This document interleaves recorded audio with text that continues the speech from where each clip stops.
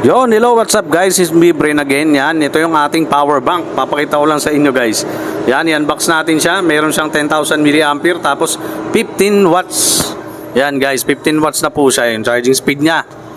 So guys, ito yung ating power bank. Yan, papakita ko sa inyo. Yung appearance siya, nabuksan ko na kasi ito kanina guys. Yan.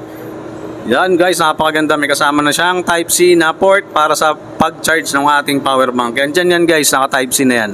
Tapos, yan siya guys, nandito yung LED indicator niya para malaman natin kung may charge siya o wala.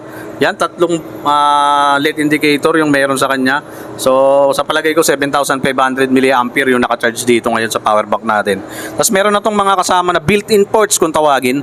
Yan, yung ating micro, yung ating lightning at ating Type-C syempre. So, kahit anong yung gamit nyo pa na phone, pwede nung i-charge dito sa ating power bank na ito. Sa mga gusto mag-avail na ito, nandiyan lang yan sa ating yellow basket guys. 800 pesos lang yan guys, pero napaka-quality ng power